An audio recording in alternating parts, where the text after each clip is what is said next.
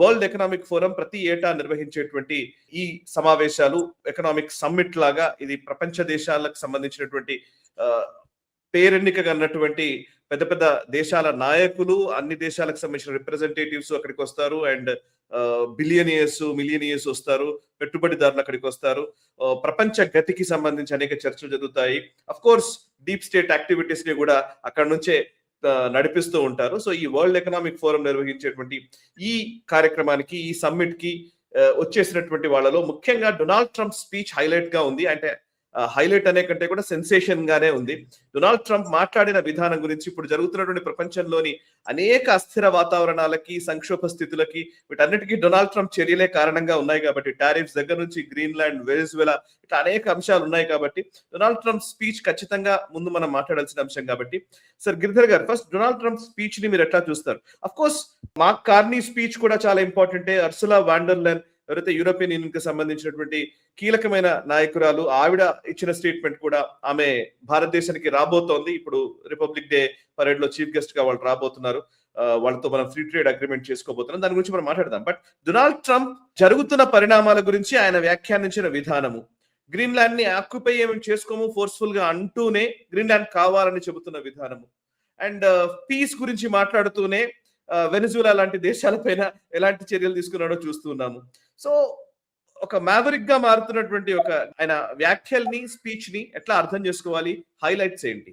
మొట్టమొదటిది, మనం world economic forum Davos లో ప్రతి సంవత్సరం జరిగేటువంటి సమ్మిట్ కెమెరాల ముందర, పబ్లిక్ ముందర, మీడియా ముందర జరిగేటువంటిది ఒకటైతే, వీళ్ళ అతీతంగా వెనకాల జరిగేటువంటి చర్చలు చాలా డిఫరెంట్ గా ఉంటాయి. వీళ్ళందరూ కలిసి ప్రపంచాన్ని ఎలా శాసించాలి, ప్రపంచంలో ఎటువంటి పాలసీలు తీసుకురావాలి, ప్రపంచంలో ఎటువంటి విధానాన్ని మనం స్థాపించాలి అన్న దిశగా వాళ్ళందరూ చర్చిస్తారు. WEF అనేది ఒక చాలా టాక్సిక్ అథారిటీ. అది సరే, దాని గురించి తర్వాత చర్చిద్దాం. ప్రతి సంవత్సరం జరుగుతుంది అది. ఈసారి మన దేశం నుంచి 4 సెంట్రల్ మినిస్టర్స్ వెళ్ళారు, 6 మంది చీఫ్ మినిస్టర్స్ వెళ్ళారు, 100 పైబడి మన బిజినెస్ మెన్ వెళ్ళారు. అలాగే ప్రైవేట్ ఇటువంటి బాధ్యతలు లేనటువంటి వాళ్ళు, స్మృతి ఇరానీ లాంటి వాళ్ళు, తర్వాత మన భూమి పడ్నేర్ యాక్ట్రెస్ లాంటి వాళ్ళు, ఇలాంటి మంది చాలా మంది వెళ్తారు అక్కడికి. అక్కడే గ్రెటా థన్బర్గ్ లాంటి వాళ్ళు వచ్చి అక్కడ డ్రామాలు కూడా చేస్తుంటారు. సో ఇది అంతా ఒక ప్రపంచంలో ఒక 2-3 రోజులు ఇది పెద్ద డ్రామా నడుస్తుంది. మనం ఈసారి చాలా స్ట్రాంగ్ ప్రెసెన్స్ పెట్టాం. కానీ అఫ్ కోర్స్ చాలా కీలకమైంది ఇద్దరి స్పీచ్లు, డొనాల్డ్ ట్రంప్ స్పీచ్ ఒకటిను, తర్వాత మనకు మార్క్ కార్నీ స్పీచ్. ఈ రెండు కూడా చాలా కీలకంగా మనం చూడాలి. Donald Trump as usual first, నేను చాలా అద్భుతాలు సృష్టించాను, సంవత్సరం లోపల మా దేశంలో మొత్తం ద్రవ్యోల్బణాన్ని కంట్రోల్ చేసేసాను, ఇన్ఫ్లేషన్ కంట్రోల్ చేసేసాను, ధరలు పడిపోతున్నాయి, మా ఎకానమీ చాలా అద్భుతంగా ఉంది, మా టారిఫ్లు చాలా వస్తున్నాయి, ఇలా అన్ని చెప్పుకుంటూ పోయాడు. మా గ్రోత్ అలా ఉంది, ఇలా ఉంది అని చెప్పుకున్నాను. అన్ని అబద్ధాలే, ఒక్కటి కూడా సత్యం కాదు. అన్ని కూడా మా స్టాక్ మార్కెట్లు అద్భుతంగా ఉన్నాయి, ఇవన్నీ కూడా చెప్పుకుంటూ వెళ్ళాడు.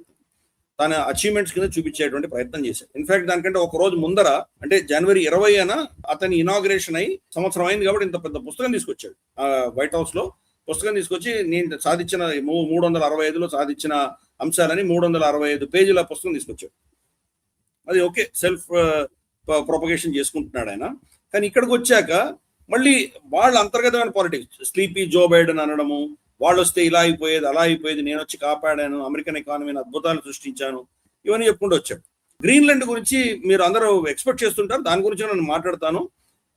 నేను యాక్చువల్గా వాళ్ళని ఫోర్స్ఫుల్ గా తీసుకునేటువంటి ప్రయత్నం చేస్తాను. మీరు అందరూ భయపడుతూ ఉండొచ్చు.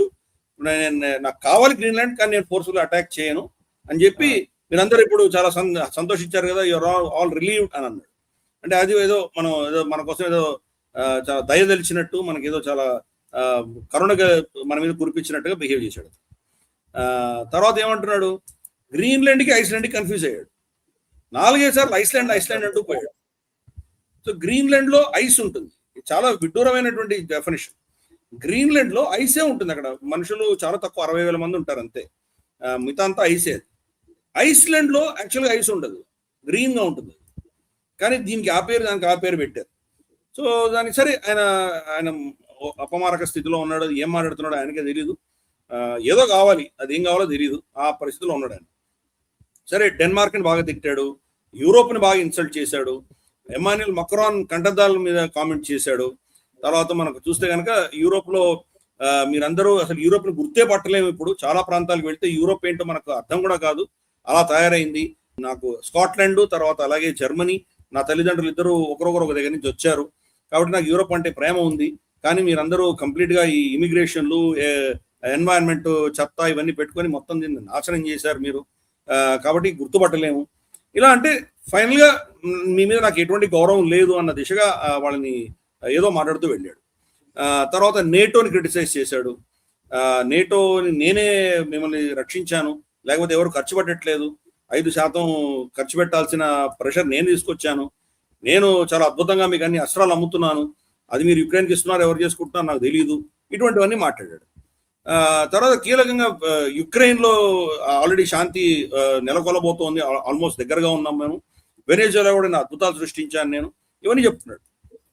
సో ముఖ్యంగా దాంట్లో మనకి ఏం కనిపిస్తోందంటే డొనాల్డ్ ట్రంప్ గ్రీన్లాండ్ కి సంబంధించి 4 మెట్లు దిగాడు అని అర్థం అవుతుంది.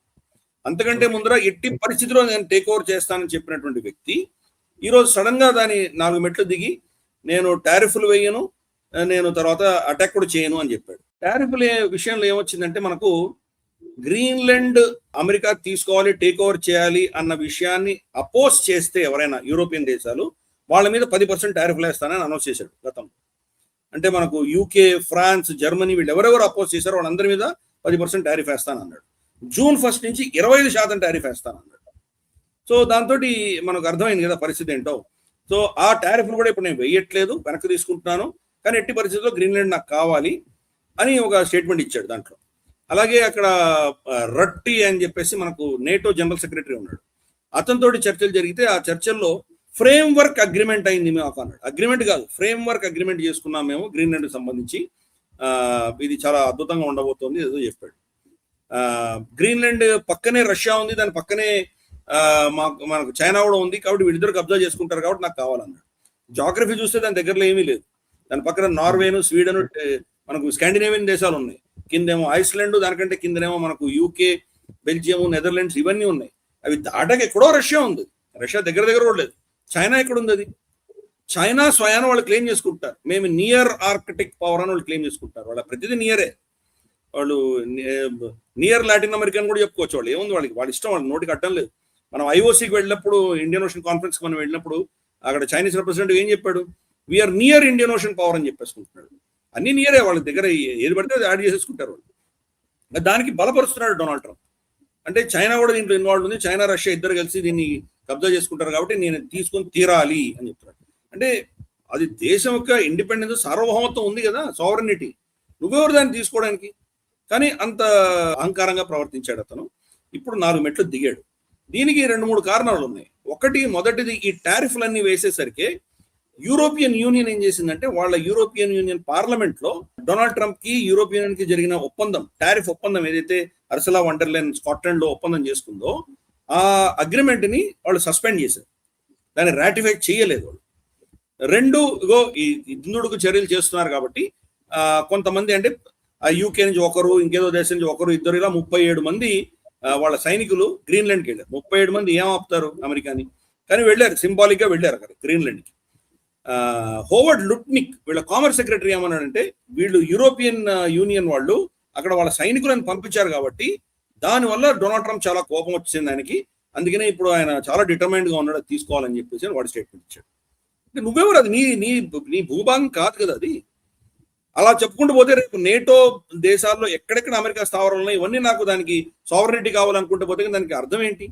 జపాన్ లో ఉన్నాయి, వాళ్ళకు జర్మనీలో ఉన్నాయి, ఫిలిప్పైన్స్ లో ఉన్నాయి, ఇంకెక్కడ కూడా ఉన్నాయి, అవన్నీ నావే. ఆ భూభాగం అంతా అమెరికా సావరన్ టెరిటరీ అంటే దానికి ఏమైనా అర్థం ఉందా? ఈరోజు గ్రీన్లాండ్ నాకు టెరిటరీ అంటే అర్థం ఉంది. ఇప్పుడు ఆల్రెడీ నేటో మెంబర్ కాబట్టి Greenland, American army, American air force presence ఉంది గ్రీన్లాండ్. నీకు అంతకంటే ఏం కావాలి? ఎవరు అక్కడ రాలేరు కదా. ఐరన్ డోమ్ పెట్టాలంటున్నాడు, ఐరన్ డోమ్ కి కెనడా కోఆపరేట్ చేయట్లేదు అంటున్నాడు. అందుకని ఈ వరల్డ్ ఎకనామిక్ ఫోరం లో అతను ఇచ్చిన స్పీచ్ లో ఇవన్నీ 4 మెట్లు దిగినట్టు మనకు అర్థమవుతుంది. కానీ స్పష్టంగా గ్రీన్లాండ్ మీద అతని టార్గెట్ మాత్రం ఇంకా వదలలేదు. కాబట్టి రేపటి రోజు ఆ ఫోరం కాకుండా బయటకు వచ్చిన తర్వాత మరి ఇంకా ఎటువంటి మాటలు మాట్లాడతారో తెలియదు, వేచి చూడాలి మనం. ఇది అమెరికాలో పెద్ద చర్చ జరుగుతోంది. వీఆర్ వెరీ ఇన్సల్టెడ్, అతను చేసిన ప్రవర్తన వల్ల మేము చాలా అవమానపడ్డాము అని చెప్పేసి చాలా మంది అక్కడ విశ్లేషకులు, అమెరికాలో విశ్లేషకులు చెప్తున్నారు. కానీ మాగా సపోర్టర్స్ కూడా ఇంకో యుద్ధానికి వాళ్ళు సిద్ధంగా లేరు. సో ఇది మల్టిపుల్ రియాక్షన్స్ అక్కడ ఉన్నాయి. డొనాల్డ్ ట్రంప్ యొక్క రేటింగ్స్ 31% పడిపోయి చాలా తక్కువలో ఉన్నాడు అతను. ఇప్పుడేమో మిడ్ టర్మ్ ఎలక్షన్స్ వస్తున్నాయి, మరి మిడ్ టర్మ్ ఎలక్షన్ తట్టుకోగలడా?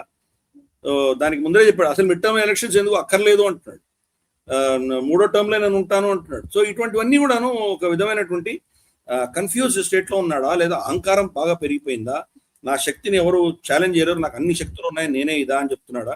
ఇవన్నీ కూడా పెద్ద ప్రశ్నలు. అక్కడ ప్రెస్ కాన్ఫరెన్స్ లాంటి దాంట్లో అతన్ని అడిగారు, అడిగితే అతను ఏమన్నాడంటే డిక్టేటర్షిప్, నేనేదో డిక్టేటర్ గా పనిచేస్తున్నాను అంటున్నారు, బహుశా నేను డిక్టేటర్ అనేమో నాకు తెలీదు, డిక్టేటర్షిప్ ఒకసారి అవసరం, కాబట్టి అది డిక్టేటర్షిప్ ఉంటేనే మనకు కొన్ని పనులు అవుతాయని చెప్పి ఓపెన్ గా చెప్పుకుంటాడు. అంటే తను డిక్టేటర్ గా వర్ణించుకుంటే సంతోషిస్తున్నాడు అతను ఒక డెమోక్రటిక్ దేశంలో. అర్థం చేసుకోవచ్చు దాని పరిస్థితి ఏంటో. సో అది అందుకని అతని పర్ఫార్మెన్స్ అక్కడ చాలా, అంటే ఇతను ఏం చెప్పాలో అర్థం కావట్లేదు మనకు. మత్స్య న్యాయం అనేది మళ్ళీ అని తీసుకొచ్చాడు, అంటే చిన్న చేప పెద్ద చేపను తింటుంది అన్న దిశగా అతను తీసుకొచ్చాడు ఆ స్పీచ్ లో అంతా. ఈ వీడియో మీకు నచ్చినట్టయితే లైక్ చేయండి, 10 మందికి షేర్ చేయండి, అలాగే కామెంట్ల రూపంలో మీ అభిప్రాయాలను మాతో పంచుకోండి. Nationalist hub group of channels ను సబ్స్క్రైబ్ చేసుకుని తెలుగునాట జాతీయవాద జర్నలిజాన్ని ప్రోత్సహించండి. ఈ వీడియో కింద ఉన్న బెల్ ఐకాన్ పై క్లిక్ చేయడం మర్చిపోవద్దు.